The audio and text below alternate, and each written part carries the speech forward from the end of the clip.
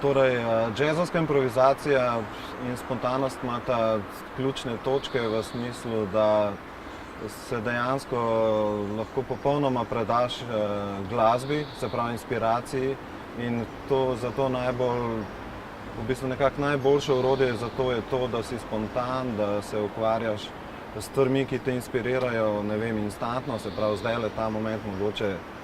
vreme, drevo, ne vem, karkoli mimoidoči, in sta to zelo pomembni dve točki, ki se zelo dobro ujemata med sabo. Džezovska glasba in meditacija imata predvsem skupno to, da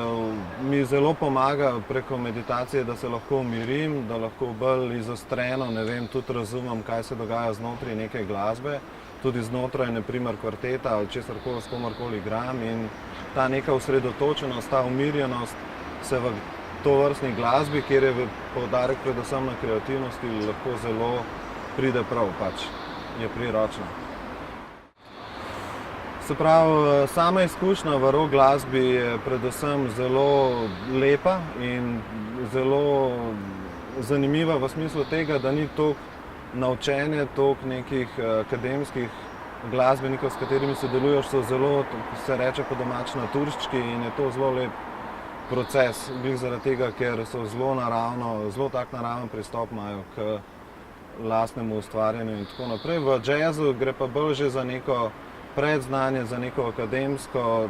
ne vem, pač nek spekter, razgledanost in tako naprej, in se stvari lahko tudi malo drugače obrnejo, so bolj intenzivne, bolj sproti se dogajajo in odvijajo stvari, ni toliko že vnaprej vse dorečeno. Tako da sta obe dve izkušnji zelo lepi in zanimivi.